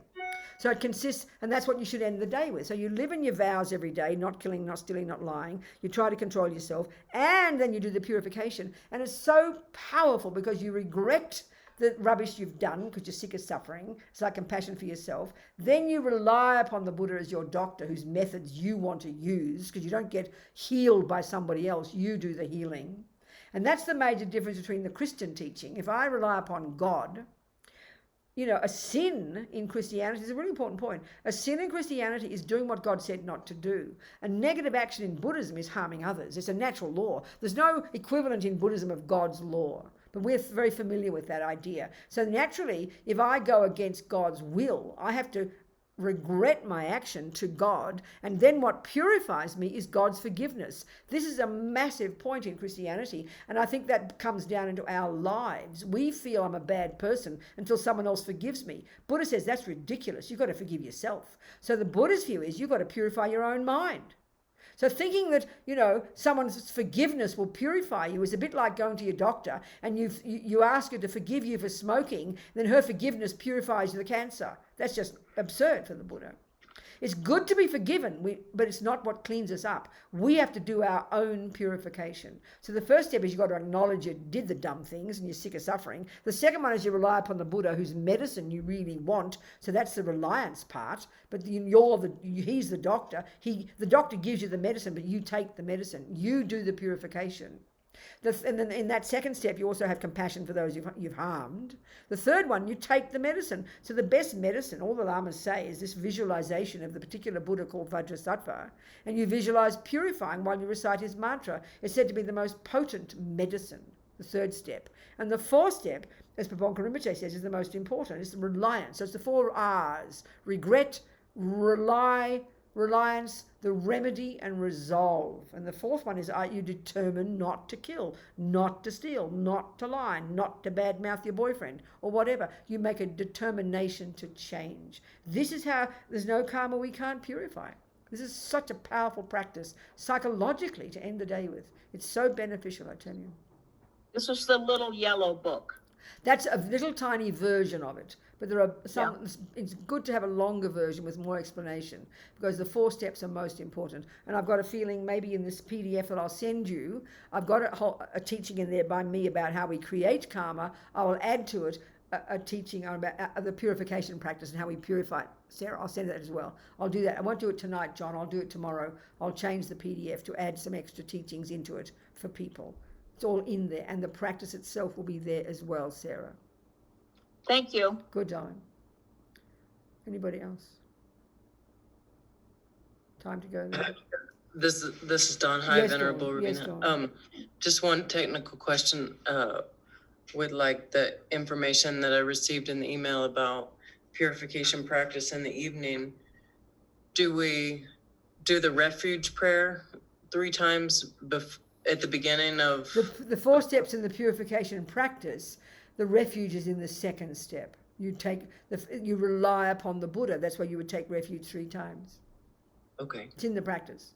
But I'm going to send it again in this practice. Notes I'm going to send tonight. But the refuge, the reliance step, which is the second one, sometimes it's given in a different order. But in this one that I'm sending you, it's the second one. The first one is you sit there and you talk to yourself, basically, acknowledging, I did this, I did that, I badmouthed my boyfriend, I killed a dog, I had an abortion 22 years ago, and then you regret those actions you've done because I don't want the future suffering. That's the point about regret. And then you regret anything you've done in past lives because I don't want the future suffering. That's like compassion for yourself. The next one is, well, whom can I turn to? That's refuge. You rely upon the Buddha. It's there that you'd visualize Buddha above your head, and it's there you do the refuge prayer. And then the second part of reliance is now where you have compassion for those you've harmed. And the third step is you do the remedy. You'd visualize and recite the mantra. And the fourth is the resolve to change. Okay? Okay. All right. Thank you. Time to go. All right, people. Robina, I have a quick question. This is Victor. Yes, Victor. Talk to me. In Western culture, they like to scatter ashes of loved ones. Is there Yes. anything benefit about that? No, in that's a Tibet? really good point. Thank you, Victor. I didn't finish. In the section on getting the ashes blessed with the Jangwa practice, you can either make tsatsas or stupas, or you can spread the ashes. You can throw it into the wind, or you can throw it into the water. And Lama Zopa says because the ashes are now blessed, it benefits all the creatures who touch it. So yes, you can do that, but you bless it first. Thank you, Victor. I forgot. It's a good point. Thank you. Good, good. Yeah, absolutely. That's it, I think, people. We're finished. Okay. Thank you for having me. So we think this 2 hours gone like a dream. All these thoughts we've had, all these seeds we've planted, any information here that's useful to us, get Lama Zopa's book. I really encourage you, and even study it between you to do together. Have a course every now and again on it, and talk about who's got ashes, and see if you can organise with Geshe Sherab, or he can organise it with somebody to bless the ashes, so you can then make tsatsars and stupas. It's a really nice community thing to do. It's very auspicious. You can learn to do tsatsars together. It's so nice to do this. It's so important. People feel, it uplifts people. And it's good for your loved one. So good for your little doggy or your husband to bless their ashes. So we think all that we've learned from this to do all these things, so we can live our lives well, so we can die peacefully, so we can die virtuously, so we can get a decent human body or go to Amitabha's Pure Land and keep on practicing until we become Buddha, so we can benefit sentient beings. That'll do. I can't sing. That's enough. The words are good enough. That's our dedication. Can I do specific names that I have on a list here for dedication? Do that. Wonderful, yeah.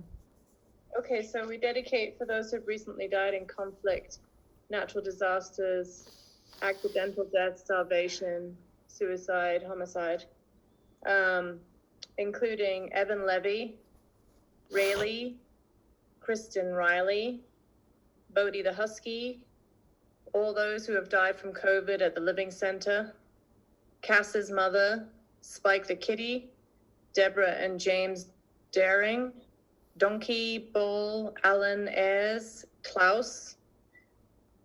Also those who are dealing with illness or injury, Sarah Hanlon, Lyra Laurie, Rudabeh Alam, Auntie Naz Alam, Nate Steinberg, Jenny, Peter, Nora, Andrew Hay, Amanda Larimore, Mary Coleman, Shelley Longanecker, Jana Bailey, Dina Chiletta, Greg Freelove, Amina, Lila, and Dennis. And those dealing with obstacles, Maggie, Sue, Sarah Jacobson, Gray Leger, Nate Steinberg, Abby, Nora, Inira O'Shea, Harvey King, Christy, Eden, Harmony, Serena, Taddy McAllister, Jessie Hay, and her children, nurses at Las Vegas Hospital, Lyra Laurie, Dina Chiletta, nurses and administration at Alta Vista Hospital, and Linda. Good, okay. Jang Chup Sem Togrum Poche, Ma Ke Panam Ke Guchi, Ke Panyam Pa Me Pa Yang, Gong Ne Gong Du Pa Ba Shog. Maybe just say a few Medicine Buddha mantras. Imagine Medicine Buddha in the sky, pouring out light and blessings onto all those people and to everybody in the universe as well as ourselves. Taya Taum Bekanze, Maha Bekanze, Ranza Samun Gate Swaha. Taya Taum Bekanze, Maha Bekanze, Ranza Samun Gate Swaha. Taya Taum Bekanze, Maha Bekanze, Ranza Samun Gate Swaha. Taya Taum Bekanze, Maha Bekanze, Ranza Samun Gate Swaha. Okay.